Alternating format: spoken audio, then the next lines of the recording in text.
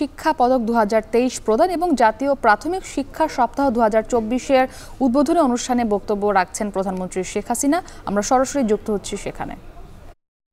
শ্রদ্ধা জানাই, কারণ তাদের অবদান আমাদের বিজয় এনে দিয়েছে।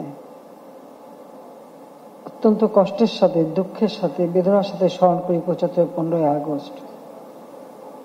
সেই দিন আমি হারিয়েছি আমার বাবা, মা, ভাইদেরকে। ঘাতকের নির্মম বুলেট কেড়ে নিয়েছে আমার বাবা, বাংলাদেশের রাষ্ট্রপতি, জাতির পিতা বঙ্গবন্ধু শেখ মুজিবুর রহমানকে।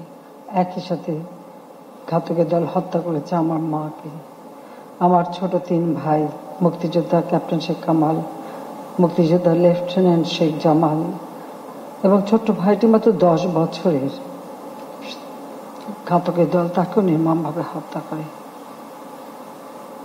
কামাল জামালের নবপরিণীত বধূকে হত্যা করেছে। আমার একমাত্র চাচা শেখ আবু নাসির, আমার ফুফাতো ভাই শেখ ফজলুল হক মনি এবং তার অন্তঃসত্ত্বা স্ত্রী আরজু মনি, আব্দুল সানিবাদ কৃষিমন্ত্রী আমার ফুফা, তাকে হত্যা করেছে। এবং সকলেই তো মুক্তিযোদ্ধা। আব্দুল সানিবাদের 10 বছরের ছেলে আরিফ, 13 বছর মেয়ে বেবি, 4 বছর নাতি সুকান্ত, তাতেও ঘাতক ছেড়ে দেয়নি, তাদেরকেও নির্মমভাবে হত্যা করে। এভাবে 18 জন সদস্য এবং রাষ্ট্রপতির military secretary brigadier Jamil Uddin, police officer কর্তব্যরত সিদ্দিকুর রহমানকে হত্যা করে। 15ই আগস্টে যারা শাহাদাত বরণ করেছেন, আমি তাদের আত্মার মাগফিরাত কামনা করি। আমরা 2 বোন, আমার ছোট রেহানা এবং আমি বিদেশে ছিলাম, তাই বেঁচে গিয়েছিলাম। স্বজন হারিয়ে বেঁচে থাকার কষ্টটাও অনেক বেশি। তারপরেও সেই শোক ব্যথা বুকে নিয়েই নিজের ছোট ছোট ছেলে মেয়ে, তাদেরকে মাতৃস্নেহ বঞ্চিত করে ছুটে এসেছিলাম বাংলাদেশে 6 বছর পর। কারণ 6 বছর আসতে পারিনি। জাতির পিতা বঙ্গবন্ধু শেখ মুজিবকে হত্যা করে যারা ক্ষমতা দখল করেছিল অবৈধভাবে, তারা আমাদেরকে আসতে দেবে না। কিন্তু 6 বছর পরে যখন আমার দল বাংলাদেশ আওয়ামী লীগ আমাকে সভাপতি নির্বাচিত করে এবং জনগণের সমর্থনে আমি একদম জোর করে ফিরে আসি। আমার কোনো অধিকার ছিল না বিচার চাওয়ার। বাবা, মা, ভাই হত্যার বিচার আমরা চাইতে পারিনি। আইন করে বন্ধ করা হয়েছিল। খুনিদেরকে পুরস্কৃত করা হয়েছিল, কিন্তু সাজা যাতে না হয় তার জন্য আইন করা হয়েছে যে তাদের বিরুদ্ধে কেউ মামলা করতে পারবে না। 71 সালে যারা গণহত্যা চালিয়েছে, পাকিস্তান হানাদার বাহিনীর সাথে গ্রামের পর গ্রাম জ্বালিয়ে পুড়িয়ে ছারখার করেছে, সেই আলবদর রাজাকার যুদ্ধ অপরাধী যাদের বিচার হয়েছিল জেলে, এমনকি অনেকে কারাগারেও ছিল, অনেকে পাকিস্তানি পাসপোর্ট নিয়ে পাকিস্তানে চলে গিয়েছিল, তাদেরকেও ফিরিয়ে এনে এখানে ক্ষমতায় বসানো হয়। তা আমি এমন একটি সময় ফিরে আসি যেখানে একদিকে ঘাতকের দল এবং যুদ্ধ অপরাধী তারাই ক্ষমতায়। এবং জীবনে মায়া ত্যাগ করে শুধুমাত্র বাংলাদেশের মানুষের ভাগ্য পরিবর্তনের কথা চিন্তা করেই এবং স্বাধীনতার সুফলটা যেন মানুষের ঘরে ঘরে পৌঁছাতে পারি, সেই লক্ষ্য নিয়েই দেশে ফিরে এসেছি। তারপরে অনেক বাধা বিঘ্ন অতিক্রম করে অন্তত আজকের বাংলাদেশ, অন্তত এইটুকু দাবি করতে পারি, সেই 81 সালে বাংলাদেশের যে অবস্থা আমি দেখেছিলাম সেখান থেকে ব্যাপক পরিবর্তন আনতে আমরা সক্ষম হয়েছি। আর এর জন্য বাংলাদেশের জনগণের কাছে আমি কৃতজ্ঞতা জানাই যে তারা আমাদেরকে ভোট দিয়ে বারবার নির্বাচিত করে তাদের সেবা করার সুযোগ দিয়েছে। স্বাধীনতার পর আমাদের দেশটা কি অবস্থায় ছিল? জাতির পিতা বঙ্গবন্ধু শেখ মুজিব আমাদের একটি সংবিধান দিয়েছিলেন, আর সেই সংবিধানে মানুষের যে মৌলিক চাহিদা, অন্ন, বস্ত্র, বাসস্থান, চিকিৎসা, শিক্ষার ব্যবস্থা এবং এমনকি পল্লী বিদ্যুতের ব্যবস্থাও সুনির্দিষ্টভাবে উল্লেখ করা ছিল। শিক্ষা যাতে আধুনিক বিজ্ঞানসম্মত হয় সেদিকে লক্ষ্য রেখেই তিনি শিক্ষা নীতি প্রণয়নের জন্য বিশিষ্ট বৈজ্ঞানিক ডক্টর কুদরতি খোদাকে প্রধান করে একটি শিক্ষা নীতিমালা প্রণয়নের পদক্ষেপ নেন। প্রাথমিক শিক্ষাকে সম্পূর্ণ অবৈতনিক এবং বাধ্যতামূলক করেন এবং যত প্রাথমিক বিদ্যালয় ছিল সবই তিনি সরকারিকরণ করে দেন, শিক্ষকদের সরকারি চাকরির মর্যাদা দিয়ে দেন এবং সেই সাথে সাথে তিনি শিক্ষাকে আরো যত উন্নত করবার জন্য বিভিন্ন পদক্ষেপ নেন। প্রথম যে বাজেট দেন সেই বাজেটেও সর্বোচ্চ তিনি বরাদ্দ রাখেন শিক্ষা খাতে এবং নতুন প্রায় 44,000 শিক্ষক নিয়োগ দেন। প্রাইমারি স্কুল অ্যাক্ট ও প্রাইমারি এডুকেশন অ্যাক্ট প্রণয়ন করেন। শিক্ষকদের যুদ্ধকালীন 9 মাসের বকেয়া বেতন, কারণ যুদ্ধকালীন সময় তো কোনো বেতনও কেউ পায়নি, আর সবাই তো মুক্তিযুদ্ধে অনেকে অংশগ্রহণ করেন, আর সেই সময় তো কোনো খেতে ফসল হয়নি, কোনো কিছু ছিল না। জাতির পিতা বঙ্গবন্ধু শেখ মুজিব শূন্য হাতে যাত্রা শুরু করেছিলেন। কারেন্সি নোট ছিল না, রিজার্ভ একটা পয়সা রিজার্ভ ছিল না, গোলায় কোনো খাদ্য ছিল। ওই অবস্থায় সমস্ত শিক্ষকদের বকেয়া বেতন তিনি পরিশোধ করেছিলেন এবং যুদ্ধবিধ্বস্ত দেশ, স্কুল, কলেজ, ইউনিভার্সিটি পর্যন্ত বিধ্বস্ত, সেগুলিকে মেরামত করে সেগুলিকে চালু করা এবং সেই সাথে সাথে সে একেবারে প্রাইমারি থেকে বিশ্ববিদ্যালয় পর্যন্ত প্রত্যেকে বিনামূল্যে কাপড় চোপড়, বই, খাতা সবকিছু বিতরণ শুরু করেন, যেন লেখাপড়ার দিকে সব থেকে সুযোগ যাতে সৃষ্টি হয় সেই ব্যবস্থাটাই জাতির পিতা করেছিলেন। এবং প্রাথমিক বিদ্যালয়ের শিক্ষার্থীদের মাঝে বিনামূল্যে বই বিতরণ এবং তাদেরকে টিফিনের ব্যবস্থা, সেই ব্যবস্থাগুলিও জাতির পিতা করেন। তিনি সবসময় এটাই চাইতেন যে দেশটা যেন একটা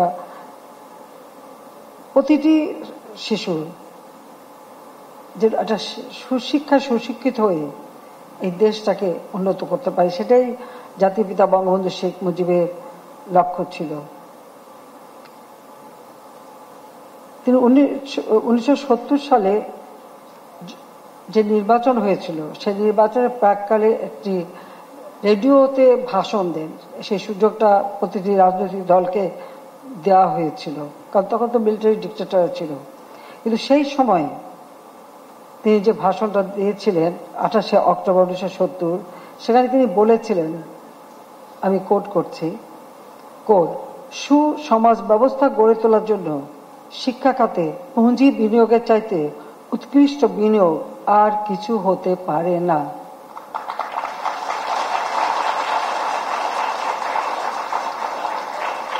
জাতীয় উৎপাদনের শতকরা কমপক্ষে 4 ভাগ সম্পদ শিক্ষা খাতে ব্যয় হওয়া প্রয়োজন বলে আমি মনে করি। কলেজ ও স্কুল শিক্ষকদের, বিশেষ করে প্রাথমিক শিক্ষকদের বেতন উল্লেখযোগ্যভাবে বৃদ্ধি করতে হবে। নিরক্ষরতা অবশ্যই দূর করতে হবে। 5 বছর বয়স্ক শিশুদের বাধ্যতামূলক অবৈতনিক প্রাথমিক শিক্ষাদানের জন্য একটা ক্র্যাশ প্রোগ্রাম চালু করতে হবে। আনকোড। তিনি যে শুধু বলে দিয়েছিলেন তা নয়, সেটা কিন্তু তিনি বাস্তবায়নও করেছেন এবং এটাই আমাদের পাথেয়, চলার পথের পাথেয়। 15 আগস্ট জাতির পিতাকে হত্যার পর আসলে বাংলাদেশ একটা বিধ্বস্ত বাংলাদেশ তিনি গড়ে তুলে যখন আর্থসামাজিক উন্নয়নের পথে দেশকে এগিয়ে নিয়ে যান, তখনই তো 15 আগস্ট আমাদের জীবনে ঘটল এবং তারপর থেকে সবকিছু যেন স্থবির হয়ে গেল। যাক, 21 বছর পর আওয়ামী লীগ সরকার আসার সুযোগ পেয়েছে এবং সরকার এসেই আমরা জাতির পিতা সেই নির্দেশিত পথে আমরা দেশের উন্নয়নের পদক্ষেপ নেই এবং সেই সময় যতগুলি স্কুল আমরা প্রাইমারি পেয়েছিলাম সব আমরা সরকারিকরণ করে দিই। শিক্ষকদের আমরা সরকারি চাকরির মর্যাদা দিই এবং আমরা একটি গণমুখী যোগ্য উপযোগী শিক্ষা নীতিমালাও প্রণয়ন করি। পাশাপাশি সে সময় আমাদের দেশে কেউ কম্পিউটার চালাতোই না, জানতোই না। এই কম্পিউটার শিক্ষা দেওয়া এবং কিভাবে এই আধুনিক প্রযুক্তি জ্ঞান সম্পন্ন আমরা আমাদের দেশের জনগোষ্ঠী গড়ে তুলব, সেই পদক্ষেপও আমরা নিয়েছিলাম। সেই সময় আমরা সব স্কুলে কম্পিউটার দিতে পারিনি, কিন্তু আমরা অনেকগুলি গাড়িতে করে মোবাইল কম্পিউটার ল্যাব তৈরি করে গ্রামে গ্রামে বিভিন্ন জায়গায় জায়গায় পাঠিয়ে দিতাম। ওখানে বসে যেন ছেলেমেয়েরা অন্তত কিছুটা এর সঙ্গে একটা পরিচিত হতে পারে এই নতুন প্রযুক্তি সম্পর্কে এবং সমস্ত ট্যাক্স যা যা ছিল সব আমরা হ্রাস করে সহজলভ্য করে দিই আমাদের দেশের ছেলে মেয়েদের জন্য। যা এবং আমাদের যত টেলিফোন সেগুলি অ্যানালগ ছিল সেটাকে ডিজিটাল করে দিই, অর্থাৎ প্রযুক্তির দিকে আমরা এগিয়ে যাই। হাতে তো সময় পেয়েছিলাম মাত্র 5টা বছর, এর মধ্যে যতটুকু করা এবং প্রতিটি গ্রামে যাতে স্কুল থাকে, প্রতিটি 2 থেকে 2.5 কিলোমিটারের মধ্যে যোগাযোগ ব্যবস্থা, মানে আমাদের তো খাল বিল নদী নালার দেশ, সেটা মাথায় রেখে প্রতিটি অঞ্চলে নতুন নতুন স্কুল প্রতিষ্ঠা করা, প্রাইমারি স্কুল। কিছু কিছু স্কুল ছিল 1 কামরা, সেগুলো আমরা 3 কামরা করে দিই। সেইভাবেই আমরা আমাদের প্রাথমিক শিক্ষাটাকে আরো সামনের দিকে এগিয়ে নিয়ে যাই এবং বাজেট, শিক্ষা খাতে বাজেট বরাদ্দ আমরা 66% বৃদ্ধি করি। আর পাঠ্যপুস্তকও আমরা বিনা পয়সায় দেওয়া শুরু করে দিই। প্রতিটি বিদ্যালয়বিহীন গ্রাম এবং পাশাপাশি কয়েকটি গ্রাম মিলে একটা জায়গায় করলে যেন সব গ্রামের লোকরা কাছাকাছি ছেলেমেয়েরা পড়াশোনা করতে পারি, সেই পদক্ষেপ নিয়েও আমরা এই স্কুল প্রতিষ্ঠা করা শুরু করি। আমাদের উপবৃত্তি আমরা চালু করি, কারণ আমি যখন 81 সালে আসি সারা বাংলাদেশে ঘুরি, দেখতাম বাচ্চারা ঘুরে বেড়াচ্ছে, স্কুলে পাঠায় না। আমি অনেক সময় গ্রামে মাদেরকে জিজ্ঞাসা করেছি যে বাচ্চাদের স্কুলে পাঠান না কেন। তারপর যে স্কুলে পাঠায় কি হবে, যদি একটু কাজ করে তো অন্তত 10টা টাকা তো কামাই করে আনতে পারে। তা আমি জিজ্ঞেস করতাম যে আমি যদি সেই টাকাটা দিয়ে আপনি স্কুলে পাঠাবেন আপনার ছেলে মেয়েকে? তো গ্রামের মানুষ কিন্তু খুব বেশ ভালোভাবে, খুব শক্তভাবেই কথা বলে। যখন আমি জিজ্ঞেস করলাম যে আমি যদি এই টাকাটা দিয়ে দিই তা আপনি কি আপনার বাচ্চাকে স্কুলে পাঠাবেন? আমাকে সোজা উত্তর দিল, তাই পাঠাবো না কেন, তাই পাঠাবো না কেন। তাই আমি বললাম ঠিক আছে, আমি যদি কখনো যেতে পারি ক্ষমতায় অবশ্যই আমি এই ব্যবস্থা করব, কিন্তু আমার বাচ্চাদের স্কুলে পাঠাতে হবে। তো আমরা কিন্তু সরকারে আসার পরে ঠিক সেই ব্যবস্থায় নিয়েছিলাম। মায়ের নামে আমরা মোবাইল ফোন তো পরে আমরা আনতে পারলাম আরো, কিন্তু তখনই কিন্তু আপনারা জানেন যে 3টা কোম্পানিকে আমরা মোবাইল ফোন দিয়ে দিয়েছিলাম। এবং আমরা যখন মাদের নামে এই উপবৃত্তির টাকাটা দিতে শুরু করি, আমরা দেখলাম 20 লক্ষ মায়ের কোনো মোবাইল ফোন ছিল না, যেটা আমরা নিজেরা কিনে দিয়ে দিয়েছিলাম। তাছাড়া আমরা বিভিন্ন শিশু ভর্তির হার বৃদ্ধি করা, শিশু শ্রম যাতে বন্ধ হয় তার ব্যবস্থা নেওয়া, ঝরে পড়া বন্ধ হয় তার ব্যবস্থা নেওয়া, 4000 স্যাটেলাইট বিদ্যালয় নির্মাণ, প্রাথমিক শিক্ষা উপবৃত্তি প্রদান চালু, এবং এ সমস্ত পদক্ষেপ আমরা নিয়েছিলাম। মাত্র 45% ছিল আমাদের সাক্ষরতার হার। আমরা একই দিকে যেমন প্রত্যেকটা জেলাকে নিরক্ষরতা মুক্ত করবার একটা কর্মসূচি হাতে নিই, নিরক্ষরতা মুক্ত জেলা করার জন্য সেখানে বয়স্কদের শিক্ষার জন্য আলাদা ব্যবস্থা, বিভিন্ন এনজিও এবং অন্যান্য প্রতিষ্ঠানকে তাদের কাজে লাগিয়ে বয়স্কদের স্বাক্ষর জ্ঞান দেওয়ার ব্যবস্থা নিয়েছিলাম। আর তাছাড়া বাচ্চাদের স্কুলে সেই ব্যবস্থা আমরা করি, যার ফলে আমরা প্রায় 65.5% আমাদের সাক্ষরতার হার বৃদ্ধি করি। আমরা একটা আন্তর্জাতিক পুরস্কারও পাই সেই জন্য। আর সেই টাকা দিয়ে আমরা আবার একটা ট্রাস্ট ফান্ড করে দিই, যেন এই ট্রাস্ট ফান্ডের মাধ্যমে আমরা মানুষকে সহযোগিতা করতে পারি। কিন্তু আমাদের দুর্ভাগ্য হলো যে 5 বছর পরে যখন আবার 2009 সালে সরকার আসি, তখন দেখলাম যে আমাদের সাক্ষরতার হার আবার ওই 65.5 থেকে কমে আবার সেই 44-45-এ নেমে গেছে। কারণ মাঝখানে 8 বছর আওয়ামী লীগ ক্ষমতায় ছিল না, 2001-এ বিএনপি আসে, এরপরে তত্ত্বাবধায়ক সরকার, কাজে ওই অবস্থা দাঁড়ায়। এরপরে আমরা এই 2009 সরকার আসার পর থেকে এখন যে পদক্ষেপ নিয়েছি তাতে আমাদের সাক্ষরতার হার আমরা আমাদের এই মাত্র কিছুদিন আগে যে হিসাবটা বেরোলো, এর আগে ছিল 76.8%, এখন সেটা দেখা যাচ্ছে প্রায় 78%-এ উন্নীত হয়ে গেছে।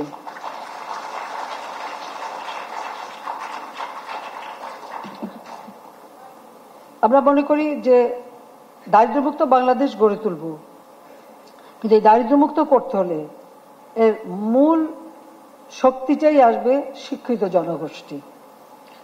শিক্ষাই দেবে একটা দেশকে দারিদ্র্যমুক্ত করার সব ধরনের সুযোগ, আমরা সেটাই মনে করি।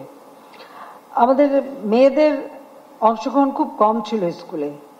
আমরা মেয়েদের জন্য বিভিন্ন সুযোগ সুবিধা করে দিই, ছেলে মেয়ে উভয়ের জন্য, যেমন স্যানিটারি ল্যাট্রিন করা, ওয়াশরুম আলাদা পৃথক ওয়াশরুম করা, এবং মেয়েরা যাতে স্কুলে যেতে পারে তার জন্য সুব্যবস্থা করি।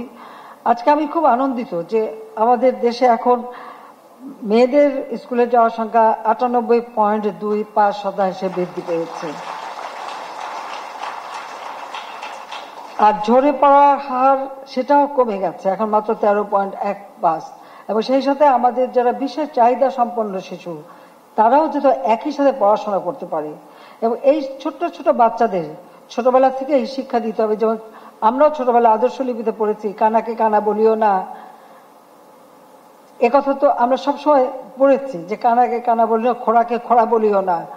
হ্যাঁ, এই বাচ্চারাও আমাদের বাচ্চাকাল থেকেই যদি কোনো একটা ছেলে মেয়ে যদি প্রতিবন্ধী হয় বা অটিস্টিক হয় বা বিশেষ চাহিদা সম্পন্ন হয়, তাদেরকে আপন করে নেওয়া, তাদের কাছের সাথে থাকে, একসাথে চলা এবং তাদের প্রতি সহানুভূতিশীল হওয়া, এটা ছোট শিশু বয়স থেকেই সেই শিক্ষাটা দেয়া। এই জন্যই আমরা এটাই চেয়েছি যে সমন্বিতভাবে সবার জন্য শিক্ষার দ্বার উন্মোচন করে দেওয়া, যাতে করে তাদের ভিতরে এই মানবিক গুণাবলী যত সৃষ্টি হয় সেই ব্যবস্থা করা। আমাদের নারী ক্ষমতায়নের জন্য আমরা অনেক কাজ করি। আমি 96 সালে সরকারের আর একটা পদক্ষেপ নিয়েছিলাম যে প্রাথমিক বিদ্যালয়ে যে শিক্ষক নিয়োগ হবে তার 60% আমাদের নারী হতে হবে, সে ব্যবস্থাটা আমরা করে দিয়েছি। ফলে আজকে আমাদের মানে নারী শিক্ষারও প্রসার ঘটেছে, বাবা মাও স্কুলে পাঠায়, আর সেই সাথে সাথে কর্মসংস্থানের ব্যবস্থা হয়েছে এবং উচ্চশিক্ষার সুযোগ সৃষ্টি হয়েছে, সে ব্যবস্থাটাও আমরা নিয়েছি। এই 15 বছরে প্রাথমিক বিদ্যালয়ে মহিলা শিক্ষকের সংখ্যা 3 গুণ বৃদ্ধি পেয়েছে, প্রায় 4,07,055 জনে উন্নীত হয়েছে। এমনি আমাদের প্রাথমিক বিদ্যালয় প্রায় 1,18,891টা প্রাথমিক বিদ্যালয় এখন সারা বাংলাদেশে আছে, আর 6,57,203 জন শিক্ষক, এর মধ্যে 4,03,191 জন মহিলা শিক্ষক। কাজে সেদিক থেকে আমি মনে করি যে আমাদের দেশটা এগিয়ে যাবে, এটাই। কারণ আমরা সবসময় চাই যে আমরা একটা সুষম, জনকল্যাণমুখী, সার্বজনীন, মানসম্মত শিক্ষা ব্যবস্থা করতে চাই। আর শুধু ওই কেতাবি বই পড়ে না, এই ছোট ছোট শিশুদের ভিতরে যে মেধা, মনন, সেগুলো তো আমাদের বের করে আনতে হবে, তাদের সুযোগ দিতে হবে। তাদের ভিতরে যে একটা কিছু করার ক্ষমতা আছে সেটা যাতে বিকশিত হতে পারে সেই সুযোগটা সৃষ্টি করা দরকার। আর সেদিকে লক্ষ্য রেখেই কিন্তু আমরা শিক্ষার কারিকুলাম আধুনিক প্রযুক্তি জ্ঞানের মধ্যে নিয়ে আসছি প্রত্যেক স্কুলে। ইতিমধ্যে আমাদের লক্ষ্য আছে যে প্রতিটি স্কুলেই আমরা কম্পিউটার ল্যাব করে দেব। প্রথমে এটা মাধ্যমিক থেকে শুরু করেছিলাম, এখন আমাদের লক্ষ্য আমরা প্রাইমারি থেকেই শুরু করে দেব এবং সেই সাথে প্রি প্রাইমারি আমরা চালু করি। আর প্রি প্রাইমারি 1 বছরের জন্য, এখন আমরা সেটা 2 বছরের জন্য করতে চাচ্ছি। সেটা পড়াশোনা না, বাচ্চারা যাবে, একসাথে বসবে, সবাই বন্ধু বান্ধবে খেলাধুলা করবে। ওই খেলাধুলার মধ্য থেকেই তাদের ভিতরে যে সুপ্ত মেধাটা আছে সেই মেধাটা কিভাবে বিকশিত করা যায় সেই ধরনের ব্যবস্থা আমাদের নিতে হবে। তাহলেই কিন্তু এই ছেলে মেয়ে, এরাই তো ভবিষ্যৎ আমাদের, সেভাবে আমরা তাদেরকে তৈরি করে দেবো। পাশাপাশি যেমন আমরা বই সব বিনা পয়সায় আমরা বিতরণ করছি, সেই 2010 সালে শুরু করেছিলাম।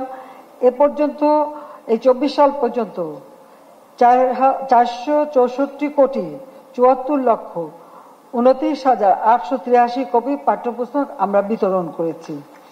কারণ ছোট বাচ্চারা যখন একটা নতুন বই পায়, এই নতুন বইটা হাতে পাওয়া, মলাট লাগানো, নাম লেখা, ছুঁয়ে দেখা, এর ভিতরে আলাদা অনুভূতি হয়, বইয়ের প্রতি একটা আকর্ষণ আসে।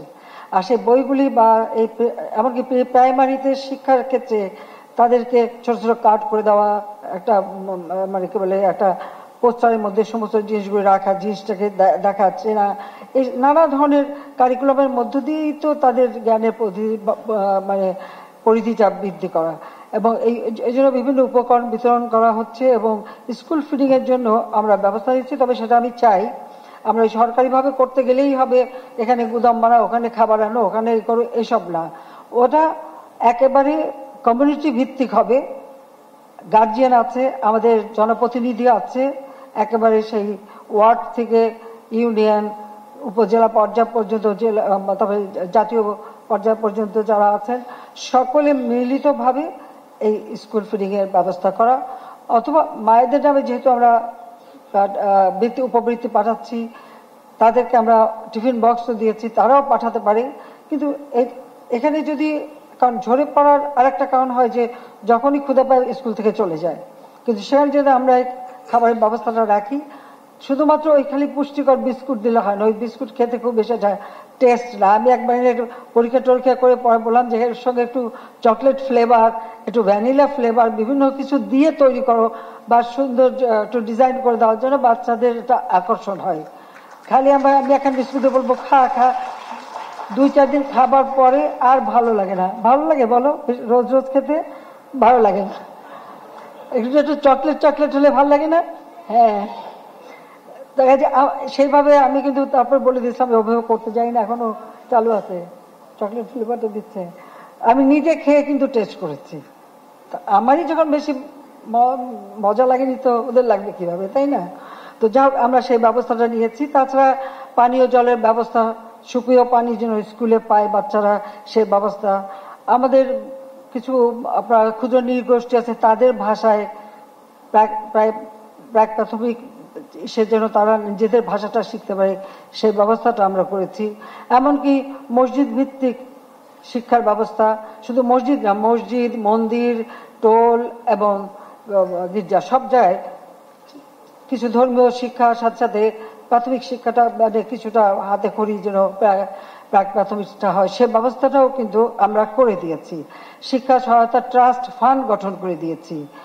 আমরা নতুন সরকারি প্রাথমিক বিদ্যালয় প্রতিষ্ঠা, রেজিস্টার্ড বেসরকারি প্রাথমিক বিদ্যালয় জাতীয়করণ, শিক্ষার্থী ও শিক্ষকের অনুপাত হার কমানো এবং শিক্ষক প্রশিক্ষণ, যেটা সব থেকে গুরুত্বপূর্ণ, শিক্ষক প্রশিক্ষণ করা। কারণ আধুনিক প্রযুক্তিতে শিক্ষা দিতে গেলে কন্টেন্ট তৈরি করা বা কিভাবে প্রশিক্ষণটা দেওয়া হবে সেগুলিও জানার ব্যাপার আছে। সব ব্যাপারে আমরা যথাযথ ব্যবস্থা নিচ্ছি। এবং আপনারা জানেন যে সকলের বেতন ভাতা সুযোগ সুবিধাও আমি বৃদ্ধি করে দিয়েছি। শিশুর সাংস্কৃতিক, মানসিক এবং ক্রীড়া, এদিকেও আমাদের নজর দেওয়া। ইতিমধ্যে আমরা প্রাইমারি স্কুল থেকে যেমন মেয়েদের জন্য Bangamata football gold cup football tournament, জাতির পিতা Bangabandhu Sheikh Mujibur Rahman gold cup football tournament, এটা যেমন চালু করেছি, সাথে সাথে আমাদের দেশীয় খেলাগুলি, আমাদের দেশের অনেকগুলি খেলা আছে সেগুলিও ভিতরে যাতে মানে তারা খেলতে পারে সেই ব্যবস্থাটাও নেওয়া। প্রত্যেক উপজেলায় একটা করে মিনি স্টেডিয়াম করে দিচ্ছি। এই মিনি স্টেডিয়াম অর্থাৎ এটা একটা খেলার মাঠ, যেটা যে কোনো স্কুল বা যে কোনো প্রতিষ্ঠান যে কোনো সময় ব্যবহার করতে পারে, বাচ্চাদের খেলাধুলা করাতে পারে, প্রতিযোগিতা করাতে পারে। সেই উদ্দেশ্য নিয়ে কিন্তু প্রতি উপজেলায় একটা করে মিনি স্টেডিয়াম নির্মাণ, যেন 12 মাস বাচ্চারা খেলাধুলার ভিতরে থাকতে পারে এবং সেইভাবে ব্যবস্থা করা, সেটাও আমরা করে দিচ্ছি। ইতিমধ্যে প্রায় অনেক রাজধানীর ওসমানী স্মৃতি মিলনায়তনে প্রাথমিক শিক্ষা পদক 2023 প্রদান এবং জাতীয় প্রাথমিক শিক্ষা সপ্তাহ 2024-এর উদ্বোধনী অনুষ্ঠানে বক্তব্য রাখছিলেন প্রধানমন্ত্রী শেখ হাসিনা। আমরা তখন সরাসরি ছিলাম সেখানে। আর এরই মধ্য দিয়ে শেষ করছি এখন জনপদে। এখন